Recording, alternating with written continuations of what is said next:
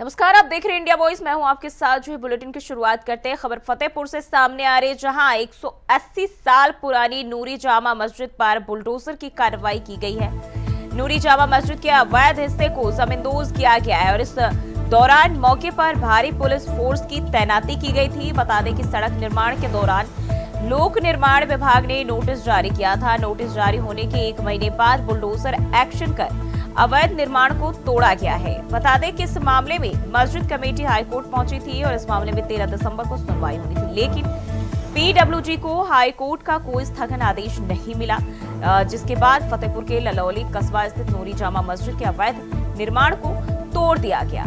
गौरतलब है कि NH 335 के चौड़ीकरण योजना के तहत नूरी मस्जिद उसकी जद में आ रहा था। पीडब्ल्यूडी की तरफ से 1 महीने पहले 150 वर्ग फुट खंड को हटाने का नोटिस दिया गया था, जिसके बाद मस्जिद कमेटी हाई कोर्ट पहुंची थी और इस मामले में 6 दिसंबर को सुनवाई होनी थी, लेकिन हाई कोर्ट ने सुनवाई टालते हुए 13 दिसंबर की तारीख दे दी थी।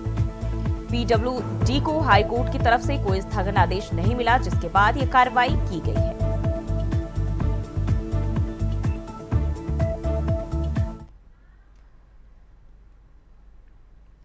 और फिरोजाबाद में पुलिस ने 6 शातिर लुटेरों को मुठभेड़ में धर दबोचा है। शातिर लुटेरे आधी रात किसी बड़ी घटना को अंजाम देने जा रहे थे। मुखबिर की सूचना पर थाना टुंडला पुलिस और एसओजी टीम 6 शातिर लुटेरों से मुठभेड़ में 2 लुटेरों के पैर में गोली लगी है। मौके से पुलिस ने अवैध हथियार, लूट की बुलेट और पल्सर बाइक बरामद किया है। घायल बदमाशों को हॉस्पिटल में भर्ती कराया गया। मुठभेड़ की जानकारी एसपी सिटी ने दी है। बेदी के पुलिया है, ये टुंडला थाना अंतर्गत आता है। ये टुंडला पुलिस ये गश्त में निकली हुई थी। 6 संदिग्ध लोग यहाँ रोड के किनारे डकैती की योजना बना रहे थे। जैसे ही पुलिस की गाड़ी आई है, उसमें से 2 लोगों ने पुलिस के ऊपर फायर कर दिया। बाकी 4 लोग एक दिशा में भागने लगे। 4 लोगों को भी दौड़ा के पुलिस ने पकड़ लिया। बाकी जो लोग फायर कर रहे थे उनके ऊपर पुलिस ने भी आत्मरक्षार्थ में अपने बचाव में फायरिंग की, जिसमें इन 2 लोगों के पैरों में गोली लगी है। पूछताछ में इन सब ने स्वीकार किया कि ये यहाँ डकैती की योजना बना रहे थे एक जगह। दूसरा, 4/12 को एक टुंडला थाना क्षेत्र में रात में एक बाइक लूट की घटना हुई थी, जिसमें अनार सिंह और शैलेंद्र ने स्वीकार किया कि अपने एक अन्य साथी के साथ मिलकर 3 लोगों ने उस दिन बाइक को लूटी थी और घटना को अंजाम दिया था। बाकी आज पुनः ये 6 यहाँ इकट्ठा हुए थे कि बड़ी एक घटना को अंजाम देना है, डकैती की योजना बना रहे थे। इसमें जो घायल शैलेंद्र और अनार सिंह है, इनको ट्रामा सेंटर में वहाँ इलाज के लिए पुलिस अवरक्षा में भेजा गया है, जहाँ पुलिस अवरक्षा में इनका इलाज चल रहा है। और लखनऊ से बड़ी खबर सामने आ रही है। राज्यसभा चुनाव में क्रॉस वोटिंग का मामला। क्रॉस वोटिंग करने वाले विधायकों के खिलाफ एक्शन। सपा विधायकों के खिलाफ एक्शन लेने की तैयारी में पार्टी। लोकसभा और यूपी उपचुनाव में बीजेपी के लिए किया प्रचार। कुछ विधायक के साथ अखिलेश का नरम रुख। बागी विधायकों के खिलाफ इकट्ठा किए जा रहे साक्ष्य। शीतकालीन सत्र के पहले फैसला लेंगे सपा प्रमुख अखिलेश यादव। लखनऊ से ये जानकारी। राज्यसभा चुनाव में क्रॉस वोटिंग का ये मामला है, जिसमें क्रॉस वोटिंग करने वाले विधायकों के खिलाफ और समाजवादी पार्टी सख्त होने जा रही है और ऐसे विधायकों के खिलाफ एक्शन लिया जाएगा। वहीं इन विधायकों को लेकर जो है साक्ष्य वो जुटाए जा रहे हैं। क्रॉस वोटिंग करने वाले विधायकों के खिलाफ एक्शन लिए जाने की तैयारी। और इसी खबर पर ज्यादा जानकारी के साथ मोहम्मद आसिफ लखनऊ से हमारे सहयोगी हमारे साथ जुड़ चुके हैं। आसिफ, समाजवादी पार्टी अब अपने बागी विधायकों के खिलाफ एक्शन लेने जा रही है। क्रॉस वोटिंग करने वाले विधायकों के खिलाफ क्या जानकारी है? देखिए, जो है अगर बात करें राज्यसभा चुनाव की, तो जिस तरह से 7 सपा के बागी विधायकों ने क्रॉस वोटिंग कर दिया था, इससे समाजवादी पार्टी को बड़ा झटका तो लगा ही था। और चुनाव में जिस तरह से बागी विधायक बीजेपी के पक्ष में माहौल बना रहे थे, इसका भी असर साफ तौर पर उपचुनाव में देखने को मिला। चाहे फूलपुर सीट हो या फिर अन्य सीटें, यहाँ पर बागी विधायकों ने इस तरह से बगावत की। और बात करें गौरीगंज विधायक की राकेश प्रसाद सिंह की, खुले तौर पर मंच पर समाजवादी पार्टी का विरोध किया और बीजेपी का माहौल बनाया। और यही हाल कुछ फूलपुर का रहा, जहां पर सपा एमएलए पूजा पाल ने खुलकर सीएम योगी आदित्यनाथ की तारीफ किया और बीजेपी प्रत्याशी को जिताने की बड़ी अपील की। इसके अलावा कई ऐसे विधायक हैं जो खुलकर नहीं सामने आए, लेकिन अंदर ही अंदर वह डिजिटल का काम करते रहे। समाजवादी पार्टी का जो माहौल था उसे बिगाड़ने की कोशिश में लगे रहे। ऐसे में जो झटका लगा है सपा को इस चुनाव को लेकर, इससे बड़ा सबक भी लिया है और सपा प्रमुख अखिलेश यादव ने एक बड़े एक्शन की तैयारी कर रखी है और सबूत इकट्ठा किए जा रहे हैं। क्योंकि आसिफ, हम विधायकों की बात करें, कौन कौन से विधायक हैं जिनके लिए इस तरह की तैयारियां की जा रही है, एक्शन लिए जाने की जानकारी है? अगर हम उपचुनाव की बात करें, राज्यसभा चुनाव की बात करें। देखिए, अगर बात करें बागी विधायकों की तो पहला नाम राकेश प्रताप सिंह का आता है, जो गौरीगंज विधायक हैं। पूजा पाल का नाम आता है, नीरज मौर्य का नाम आता है। ऐसे 7 नाम हैं जो क्रॉस वोटिंग किए थे और इनको लेकर जो है पार्टी मंथन भी कर रही है और 16 दिसंबर को शीतकालीन सत्र शुरू हो रहा है।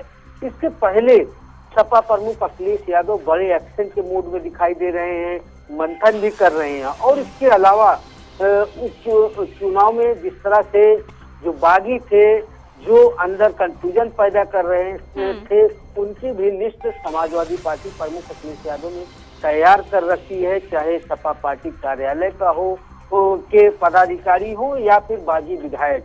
हालांकि कुछ ऐसे विधायक हैं जो जिनके प्रति नरम रवैया है। बात अगर अमेठी की विधायक महाराजी देवी की बात करें तो उन्होंने क्रॉस वोटिंग तो किया था, लेकिन इनको लेकर कहीं न कहीं नरम रवैया भी समाजवादी पार्टी प्रमुख अखिलेश यादव। बिल्कुल, और ये अभी भी जो जानकारी सामने आ रही है उसमें यही बताया जा रहा है कि कुछ विधायक ऐसे हैं जिनको लेकर अखिलेश यादव नरमी मिजाज में दिखाई दे रहे हैं। वजह क्या है? देखिए, सपा प्रमुख अखिलेश यादव को राज्यसभा चुनाव के बाद जो बयान आया था, उनका बयान अगर गौर करें तो उन्होंने कहा था कि कुछ विधायकों ने मजबूरी में आकर क्रॉस वोटिंग किया है। और अगर बात करें महाराजी देवी की तो महाराजी देवी के पति यानी पूर्व मंत्री गायत्री प्रसाद प्रजापति जेल में बंद हैं।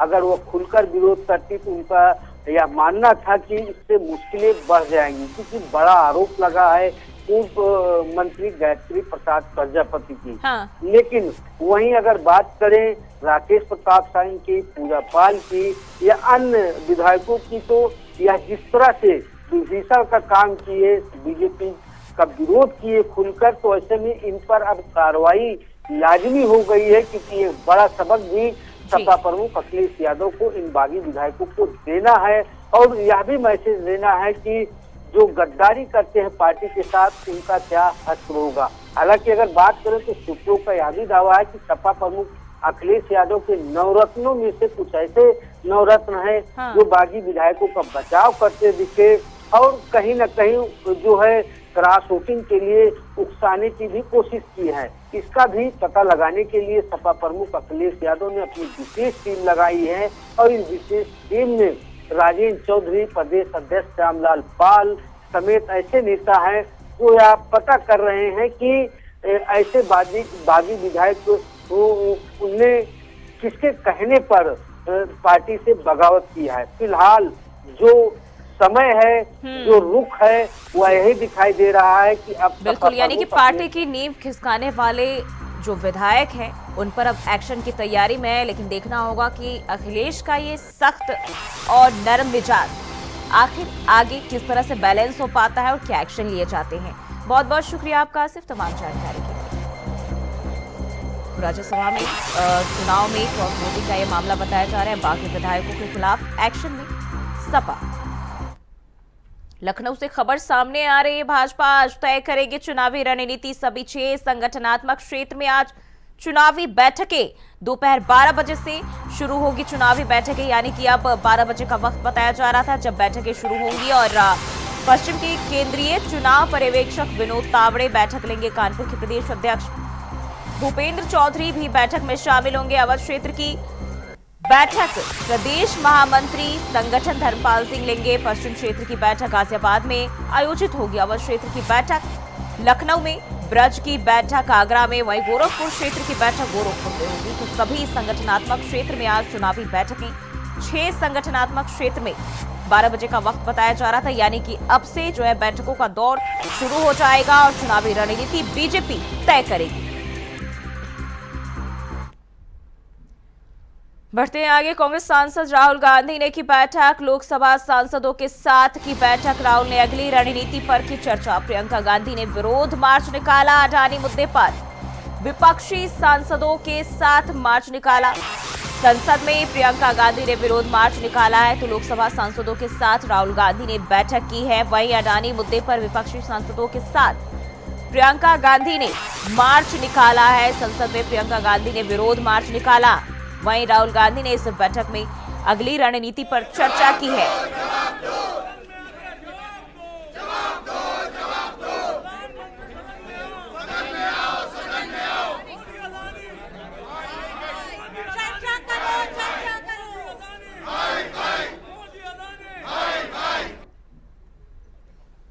और इसी खबर पर ज्यादा जानकारी के साथ नितिन चौधरी फोन लाइन पर हमारे सहयोगी हमारे साथ जुड़ चुके हैं। नितिन, कांग्रेस सांसद राहुल गांधी ने बैठक की है लोकसभा सांसदों के साथ, क्या कुछ बैठक में बातचीत की गई है, क्या कुछ जानकारी? देखिए जी, बिल्कुल लगातार जिस तरीके से लोकसभा सांसद जो है राहुल गांधी ने आज अपने सांसदों के साथ में बैठक करी थी। बैठक में जो है दिशा निर्देश दिए गए थे। जिस तरीके से सदन में जो है संबल वाले मुद्दे को लेकर भी लगातार चर्चाएं चल रही थी, क्योंकि सदन को लेकर और लगातार उन्होंने सदन की का मामला जो था काफी गरमाया हुआ था। तो उसको देखते हुए इंडिया गठबंधन के जितने विपक्ष के नेता हैं उन सबों ने आज जो है उनका प्लान बनाया था और कहा था कि लगातार जिस तरीके से संबल में इतनी बड़ी घटना हो रही है, लगातार संबल के मुद्दे को लेते हुए लगातार काफी ऐसे मुद्दे थे जिन मुद्दों को लेते हुए राहुल गांधी ने आज अपने सांसदों के साथ बैठक करी और बैठक करने के बाद उन्हें दिशा निर्देश दिया गया और भाई संसद के अंदर जो है एक मार्च भी निकाला गया था। लगातार प्रियंका गांधी उनके साथ में मौजूद थी। जो तमाम सांसद हैं कांग्रेस के, उनके साथ में राहुल गांधी ने भी जो है वार्ता की थी। बिल्कुल। वहीं अगर इस दौरान देखें तो जो प्रियंका गांधी है उनको लेकर भी जानकारी सामने आ रही है कि अडानी मुद्दे पर उन्होंने जमकर घेरा है। पिछले कई दिनों से हम या यूं कहे कि जब से सत्र चल रहा है, साफ तौर पर हम देख रहे हैं अडानी मुद्दे पर विपक्ष जो है घेरने की तैयारी में, एक एक पॉइंट पर हमलावर है। वहीं अब आज इसको लेकर विरोध मार्च भी निकाला गया है, घेरा है और लगातार मार्च भी वहाँ पर निकाला गया और साथ ये भी कहा जा रहा है कि अडानी मुद्दा जो है काफी जो है बढ़ चढ़ के हिस्सा बन चुका है संसद में। जिस तरीके से लगातार राहुल गांधी जो है संसद में जो है अडानी मुद्दे को लेकर जो है लगातार चर्चाओं में रहते हैं, लेकिन उन्होंने कहा था कि अडानी को लेकर जो है बातचीत करती नहीं है सरकार। लगातार विपक्ष के लोगों पर जो है कार्रवाई करने की मांग करते रहती है और लगातार ये भी देखा जाता है संसद के अंदर और जो जिस तरीके से अडानी का मुद्दा चल रहा था काफी बढ़ चढ़ के, तो उसको देखते हुए लगातार अडानी पर भी प्रियंका गांधी ने इस मामले को लेकर जो है सांसदों से बात की और संसद में जिस तरीके की कार्रवाई की लेकर मांग उठाई जा रही है कि अडानी के मुद्दे पर लेकर सरकार क्यों बात नहीं कर रही है और लगातार सरकार जो है अडानी से बच रही है। तो उसी को देखते हुए यहाँ पर सभी सांसदों के साथ बैठक करने के बाद लगातार सभी को दिशा निर्देश दिए गए और दिशा निर्देश देने के बाद तो साफ कर दिया है राहुल गांधी ने कि आखिरकार संसद के अंदर जो है अडानी मुद्दा और संबल वाली घटना को लेकर ये मुद्दा यहाँ पर जो है काफी जोरों से गरमाया हुआ है। प्रियंका गांधी ने फ्लैग मार्च किया और लगातार अपने सांसदों के साथ में संसद में काफी हंगामा देखने को मिला था जी। बिल्कुल नितिन, साफ तौर पर हम देख पा रहे हैं सोरोस और अडानी मुद्दा इन दिनों बेहद ही हाईलाइट मुद्दे बन चुके हैं और चर्चाओं का बाजार भी गर्म है। पक्ष विपक्ष दोनों एक दूसरे पर हमलावर है। बहुत बहुत शुक्रिया आपका तमाम जानकारी के लिए। बढ़ते हैं आगे। भारतीय रिजर्व बैंक को नया नेतृत्व मिल गया है। अनुभवी अधिकारी संजय मल्होत्रा को रिजर्व बैंक का नया गवर्नर नियुक्त किया गया है। वर्तमान गवर्नर शक्तिकांत दास का कार्यकाल पूरा होने के बाद यह बदलाव हुआ है। शक्तिकांत दास ने 2018 से अब तक आरबीआई की कमान संभाली और कई महत्वपूर्ण फैसले भी लिए। संजय मल्होत्रा 1990 बैच के राजस्थान कैडर के आईएएस अधिकारी हैं और उन्होंने आईआईटी कानपुर से इंजीनियरिंग की पढ़ाई की और प्रिंसटन यूनिवर्सिटी से मास्टर्स किया है। उनके पास वित्तीय मामलों और प्रशासन में 3 दशकों से अधिक का अनुभव है। उन्होंने केंद्र और राज्य सरकारों में वित्त, ऊर्जा, आईटी, माइंस और टैक्सेशन जैसे क्षेत्रों में महत्वपूर्ण भूमिकाएं निभाई है। मल्होत्रा का नाम उनके अनुभव और काबिलियत के कारण तय हुआ है। वह वित्त मंत्रालय के वित्तीय सेवा विभाग में सचिव भी रह चुके हैं। इसके अलावा उन्होंने ऊर्जा मंत्रालय में एडिशनल सेक्रेटरी और आरईसी के चेयरमैन और एमडी के रूप में भी काम किया है।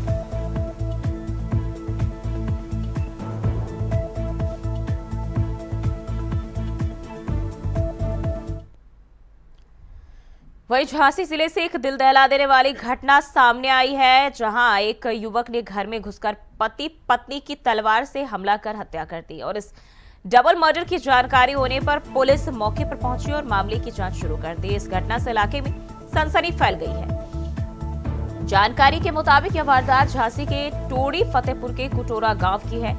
यहां पर मंगलवार सुबह घर में घुसकर युवक ने पति पत्नी पर तलवार से हमला कर दिया। हमले में पति पुष्पेंद्र पुत्र कैलाश की मौके पर ही मौत हो गई, जबकि पत्नी संगीता गंभीर रूप से घायल हुई है। घायल को तुरंत सीएचसी ले जाया गया, जहां उसने भी दम तोड़ दिया। इस दौरे हत्याकांड के बाद पूरे गांव में सनसनी फैल गई है। सूचना मिलने पर थाना प्रभारी देवेश कुमार उपाध्याय पुलिस फोर्स के साथ मौके पर पहुंचे और मौके पर पहुंची पुलिस ने इस मामले की जांच शुरू कर दी और आरोपी युवक को गिरफ्तार कर लिया है। और इसी खबर पर ज्यादा जानकारी के साथ शेखुल मोहम्मद हमारे सहयोगी झांसी से हमारे साथ जुड़ चुके हैं। मोहम्मद, क्या कुछ जानकारी सामने आ रही? डबल मर्डर की वारदात को अंजाम दिया गया है। जी, मैं आपको बता दूं कि झांसी के तोड़ी फतेहपुर क्षेत्र के ग्राम कुटेरा की घटना है, जो कि सुबह की बताई जा रही है। हाँ। अभी तक इसमें आधिकारिक कोई पुष्टि नहीं की गई है, ना कोई बयान सामने आया है। फिलहाल प्रत्यक्षदर्शियों का कहना है कि ये घटना सुबह की है और किसी बात को लेकर उसके पति का विवाद उस व्यक्ति से हुआ था, जिस पर उस व्यक्ति द्वारा तलवार से पति के ऊपर हमला किया गया। जब महिला ने इसको देखा तो महिला अपने पति को बचाने के लिए आई तो व्यक्ति द्वारा महिला के ऊपर भी हमला कर दिया गया, जिसके चलते पति की मौके पर ही मौत हो गई है और पत्नी को सामुदायिक स्वास्थ्य केंद्र भर्ती कराया गया था उपचार के लिए, जहां उपचार के दौरान उसने भी दम तोड़ दिया है। बताया जा रहा है आरोपी है, गिरफ्तार कर लिया गया है और पुलिस उससे पूछताछ भी कर रही है। क्या किसी तरह की जानकारी इसको लेकर सामने आई है अभी तक? जी, सभी जितने आला अधिकारी हैं इस समय तोड़ी फतेहपुर में मौजूद है और लगातार पूछताछ चल रही है। अभी तक स्पष्ट नहीं हो पाया है कि कारण क्या था, किस कारण की वजह से ये दोहरा हत्याकांड हुआ है, वजह क्या थी। अभी फिलहाल पुलिस द्वारा लगातार पूछताछ की जा रही है। अभी तक अधिकारियों की तरफ से कोई भी बाइट या प्रेस नोट रिलीज नहीं किया गया है। मोहम्मद, अगर हम आसपास के जो लोग हैं जो वहाँ पे, क्योंकि अभी तो माहौल वैसे भी ठीक नहीं है, लेकिन जो ग्रामीण है, स्थानीय लोग हैं, उनका इसको लेकर क्या कुछ कहना है? ग्रामीणों का कहना है कि उस वक्त सुबह का समय था तो व्यक्ति घर के बाहर खड़ा हुआ था, ये व्यक्ति वहां से गुजरा और किसी बात को लेकर दोनों में विवाद हुआ। हाँ। विवाद के बाद ये व्यक्ति लौट जाता है, थोड़ी देर बाद तलवार लेकर आता है और व्यक्ति के ऊपर हमला कर देता है। उसकी पत्नी जब बाहर निकल के देखती है कि पति के ऊपर व्यक्ति तलवार से हमला कर रहा है तो पत्नी उसको बीच बचाव के लिए जाती है, तो उस दौरान में पत्नी पर भी हमला कर देता है। यानी कि अब देखना होगा कि पुलिस अब जांच पड़ताल कर रही है, आगे इसको लेकर क्या अपडेट सामने आते हैं। अपडेट हम आगे भी आपसे लेते रहेंगे। फिलहाल के लिए बहुत बहुत शुक्रिया आपका शेखुल, तमाम जानकारी के लिए। तो पुलिस ने आरोपी को गिरफ्तार कर लिया है। डबल मर्डर की घटना को अंजाम दिया गया है। झांसी से यह जानकारी।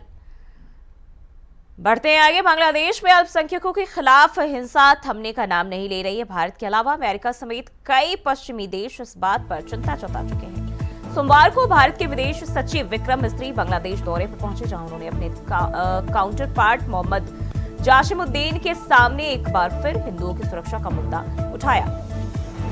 सोमवार को हुई बैठक में भारत ने बांग्लादेश में हिंदू समुदाय, मंदिरों और राजनयिक संपत्तियों पर हमलों पर चिंता जताई और पड़ोसी देश के साथ सकारात्मक, रचनात्मक और पारस्परिक रूप से लाभकारी संबंध बनाने पर जोर दिया। वहीं बांग्लादेश ने भारत को उसके आंतरिक मामलों में दखल न देने की हिदायत देते हुए भारत में चल रहे नकारात्मक अभियान को रोकने की मांग की। बैठक के बाद बांग्लादेश के विदेश सचिव मोहम्मद जाशिमुद्दीन ने कहा कि उन्हें उम्मीद है कि भारत में चल रहे नकारात्मक अभियान को रोकने में दिल्ली का सहयोग मिलेगा, ताकि दोनों देशों के लोगों के बीच विश्वास का माहौल बने। उन्होंने कहा कि इसके बाद भारत की चिंता पर कहा, किसी भी देश से हमारे आंतरिक मामलों में हस्तक्षेप करने की उम्मीद नहीं की जा सकती है।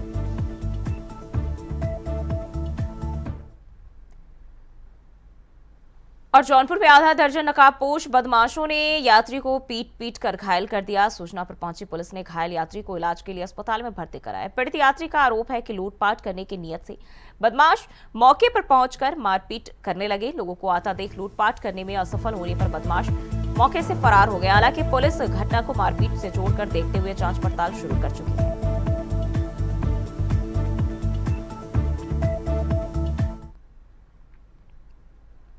बढ़ते आगे। सिद्धार्थनगर जिले के हर कोने में फैला स्मगलरों का जाल बिछा हुआ है। बॉर्डर की सुरक्षा पर सवालिया निशान खड़े हो रहे हैं। आखिर इतनी कड़ी सुरक्षा के बाद भी चाइनीज लहसुन कैसे पार हो रहा है?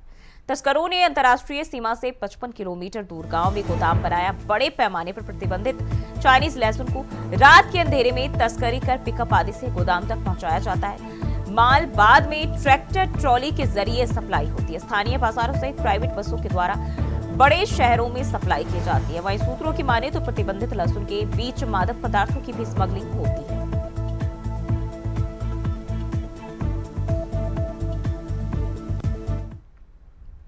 और मुख्यमंत्री योगी आदित्यनाथ गोरखपुर में आयोजित जनता दर्शन में लोगों की उन्होंने समस्याओं को सुना। इसके अलावा उन्होंने गौशाला में गौ सेवा भी की।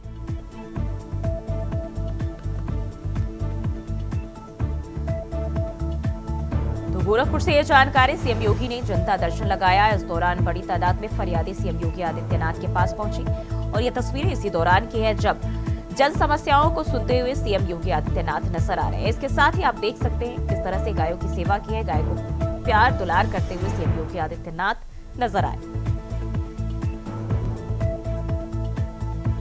तो गौशाला में सीएम ने गायों की सेवा की है और साथ ही साथ जो दूर दूर से फरियादी मुख्यमंत्री के पास अपनी समस्याएं लेके आते हैं उनको भी सुना। साथ ही अधिकारियों को निस्तारण के निर्देश भी दिए। और बुलेटिन में फिलहाल के लिए बस इतना ही। खबरों के लिए बने रहिए इंडिया वॉइस के साथ।